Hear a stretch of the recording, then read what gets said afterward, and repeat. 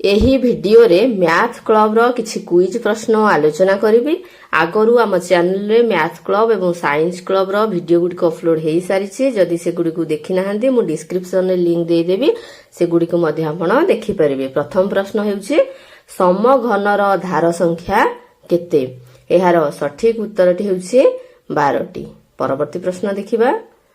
ତ୍ରିଭୁଜର ତିନି କୋଣର ପରିମାଣର ସମଷ୍ଟି କେତେ? ଏହାର ସଠିକ ଉତ୍ତରଟି ହେଉଛି 180 ଡିଗ୍ରୀ।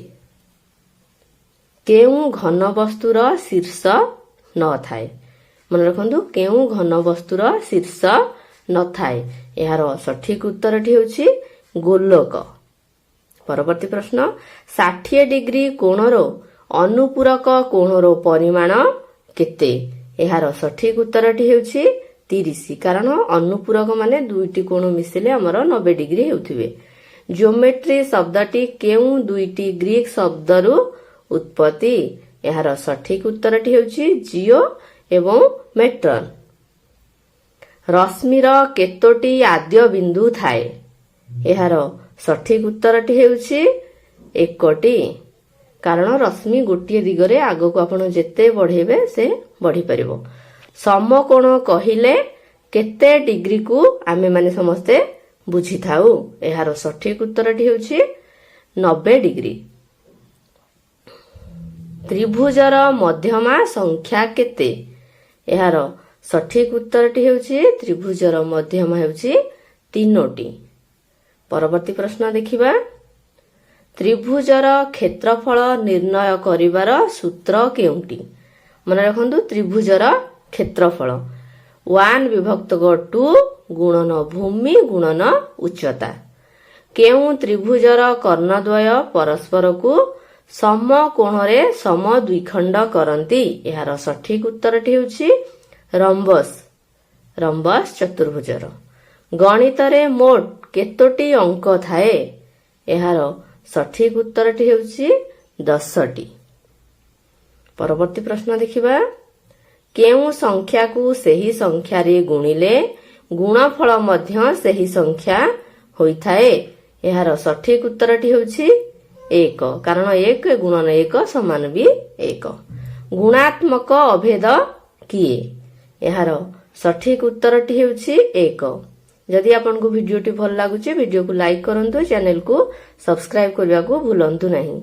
ଯୋଗାତ୍ମକ ଅଭେଦ କିଏ?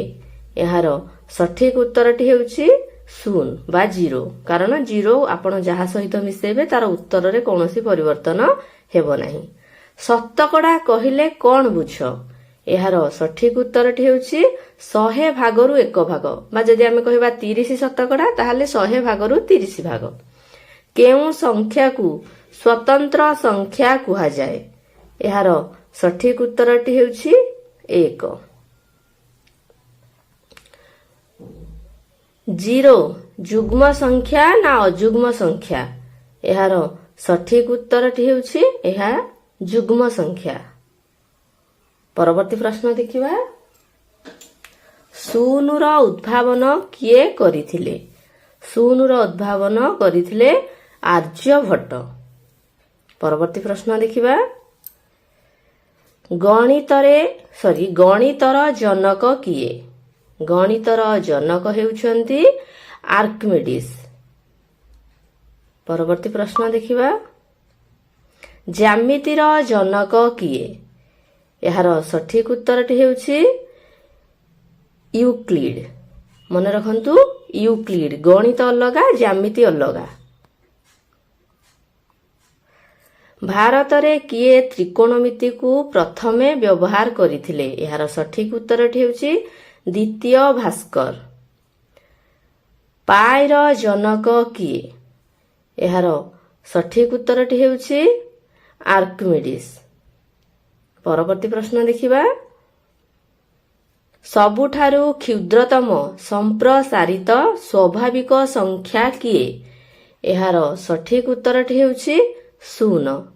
ଏବଂ ସବୁଠାରୁ କ୍ଷୁଦ୍ରତମ ସ୍ୱାଭାବିକ ସଂଖ୍ୟା କିଏ ଆପଣ ଯଦି ଜାଣିଛନ୍ତି କମେଣ୍ଟ ମାଧ୍ୟମରେ ଜଣାନ୍ତୁ। ସବୁଠାରୁ ବଡ଼ ଋଣାତ୍ମକ ସଂଖ୍ୟା କେଉଁଟି? ଏହାର ସଠିକ ଉତ୍ତରଟି ହେଉଛି 1। क्षुद्रतम यौगिक संख्या किए? यार सठिक उत्तरटी ହେଉଛି 4। परवर्ती प्रश्न देखिबा एकमात्र मौलिक युग्म संख्याटी किए? से मौलिक एवं युग्म मध्य। यार सठिक उत्तरटी ହେଉଛି 2। परवर्ती प्रश्न देखिबा +4 ର विपरीत संख्या कौन? यार सठिक उत्तरटी ହେଉଛି -4।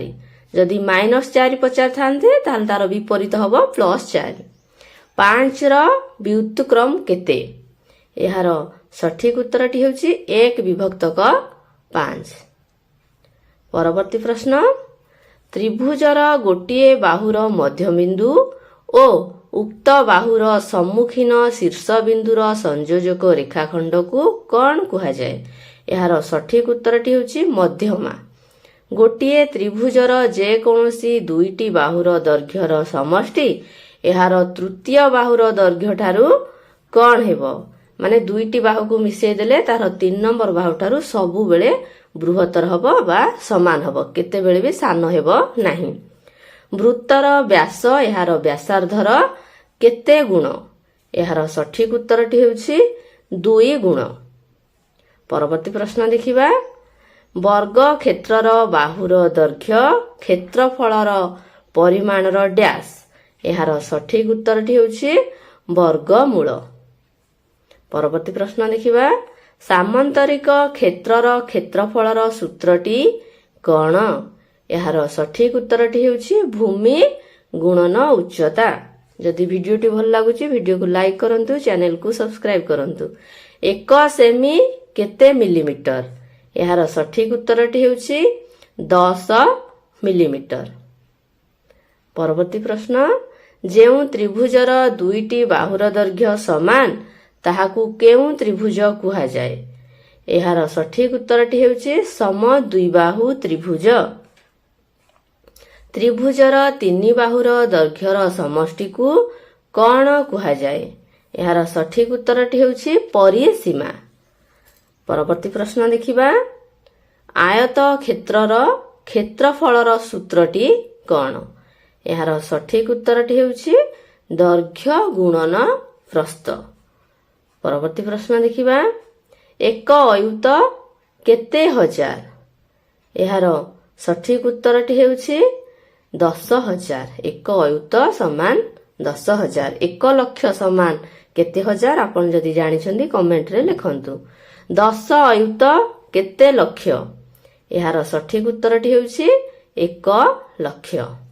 परवर्ती प्रश्न देखिबा 2 घंटा केते मिनिट? यार सठिक उत्तरटी ହେଉଛି 2 घंटा समान 20 मिनिट। परवर्ती प्रश्न देखिबा 1 घंटा केते मिनिट? यह उत्तरटी मु लिखि नाही, आपण जदि जानिछंदी कमेंट रे जणातु।